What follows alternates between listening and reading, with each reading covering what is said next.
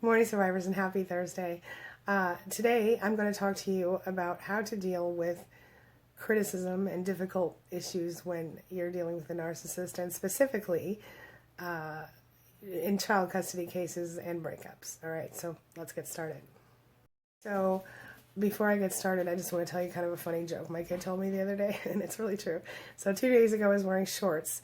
It was 70-something degrees outside. And today, yesterday, I started to have to deal with this. So the joke is, in St. Louis, if you don't like the weather, wait a few minutes. It's kind of funny, huh?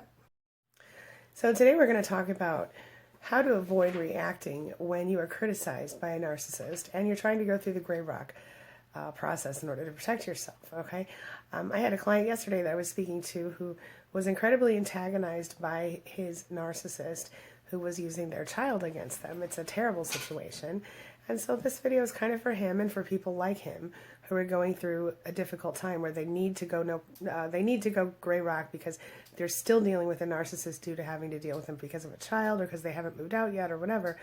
And sometimes when you go gray rock, it's very difficult to not react when someone criticizes you, especially a narcissist, because they're so harsh and so pushy with it. All right, so I'm going to give a few tips today on that. All right, let's get started. But first, make sure you have your coffee. This cup, as I think I've told you before, comes from a place called Rockbridge, Missouri, where my husband likes to take the family for trout fishing. It's not really my thing, but it's a beautiful place. So I think we could all agree that it's safe to say that no matter where you are in life, what you're doing, you're going to get criticized for something or another, right? So whether you're a writer, you're an artist, designer, a chef, an executive, whatever, doesn't really matter. No matter who you are, you're going to get criticized. Would that be a fair statement? So with that in mind, if you struggle to receive criticism, which quite honestly, when we've been abused by narcissists, a lot of time we do struggle to get, to understand criticism and to deal with it constructively without allowing it to hurt us.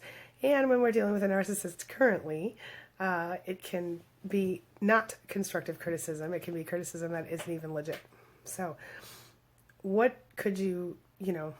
The thing is, obviously, if you feel easily offended by criticism from the narcissist, which you may because the narcissist knows exactly how to push your buttons, this could obviously hurt your chances. If you're dealing with a custody issue, if you're working with the person, it could hurt your career. It could hurt your ability, your entire ability to develop as a human being in so many ways. So a lot of times when we are upset by something, we have a tendency to react, overreact, whatever. The narcissist, like I said, likes to push us past our comfort zone and make us feel really terrible about everything. And so they want us to react. They thrive on our emotion, almost like a vampire thrives on blood. Does that make sense? Ultimately, though, when it comes to criticism, it's a lot better if we can get to a point in our lives where we have the ability to breathe, think on it, and then respond, not react. All right? So there are 3 very simple steps that we can take to, put ourselves in a place to react properly to criticism, whether it's healthy criticism or not, to give ourselves time and space to respond properly so that we don't mess up things, okay? Especially when it comes to a child custody case, which, as I explained to my client yesterday, if you are dealing with a child custody case, it's really not about you anymore, and it's not about the narcissist. It's about that baby, that child, and nothing else, okay? And so we have to learn to feel businesslike toward our narcissist and not personally affected. Because it's not about us, and it's not about our relationship with them if we are past the point of actually trying to have one, and we're trying to just parent or co-parent our children. So the first thing you want to do is make sure that you're on the right track.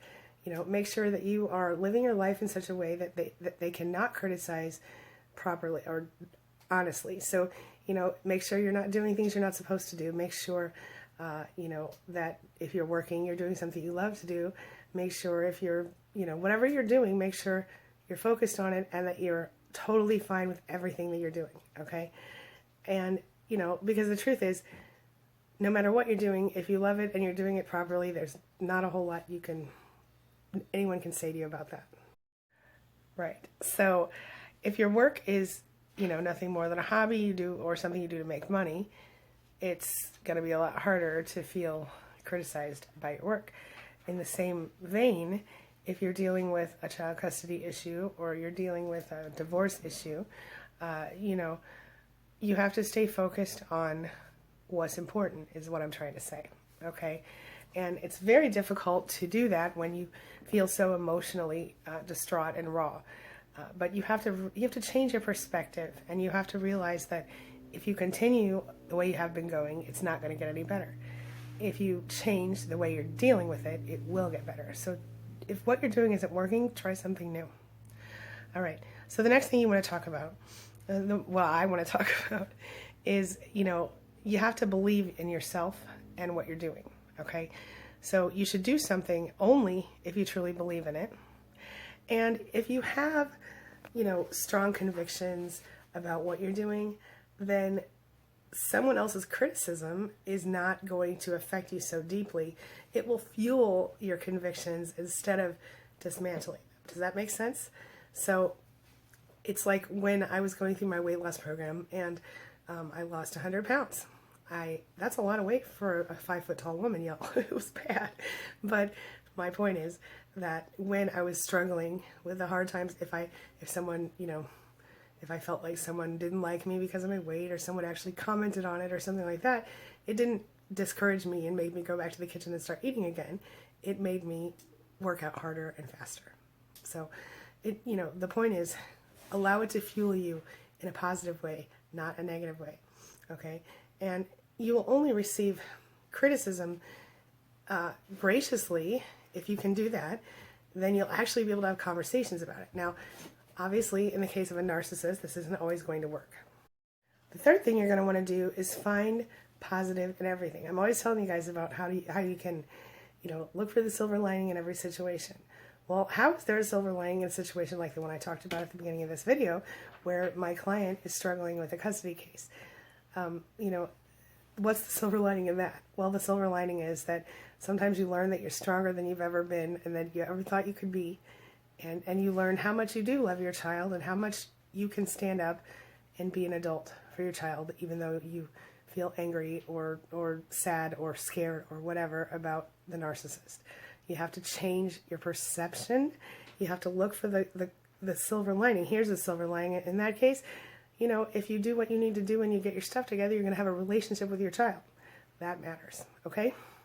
So unfortunately, because of the fact that criticism and rudeness and disrespect from a narcissist can have a really negative effect on you, it feels almost impossible to move forward. But if you change your perception, okay, if someone's rude to you about your child, like your soon-to-be ex or your ex narcissist, well, then, as long as they're not directly threatening you or your child, especially you can say, that's very interesting. If they say you're the worst parent ever, you can say, well, I'm sorry that you feel that way, but you're stuck with me as a co-parent, and move on. And don't allow them to ruffle your feathers. It's the gray rock practice on roids.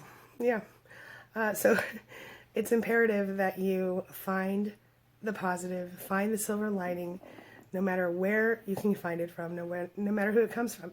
If you have supportive people in your life, lean on them when you need to, but work toward being independent in your mind and otherwise.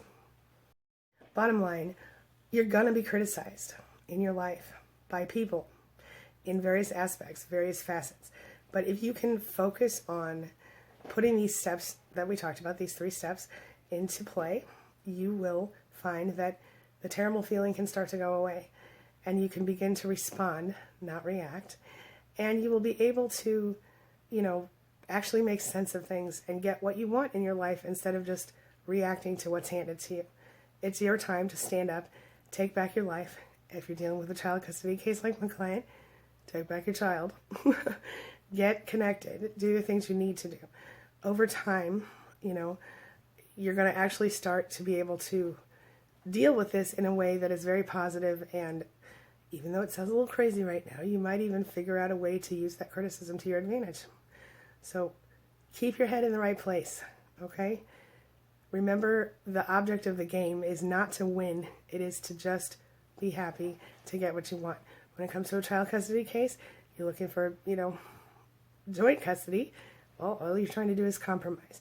If you're dealing with an unreasonable narcissist in that situation, the very best thing you can do is remain calm at all times, no matter what. And as I told my client, get out your phone and record every one of those interactions in the meantime, if you're waiting for the court to come back with a decision about your situation. All right, I'm going to wrap it up for today. I've got lots going on. I'll be live in our University launch party later today. If you want to check that out, you can go to, I said it wrong the other day, I'm going to say it right today, queenbeing.com/invite, INVITE. Go there and RSVP and jump in the group, and you can hit me during the live session, and I'll see you later today for another video. Have a wonderful day, everybody. Thanks so much for being here. Thanks for being a part of my day and a part of my life, and thanks for letting me be a part of yours. I'll see you soon.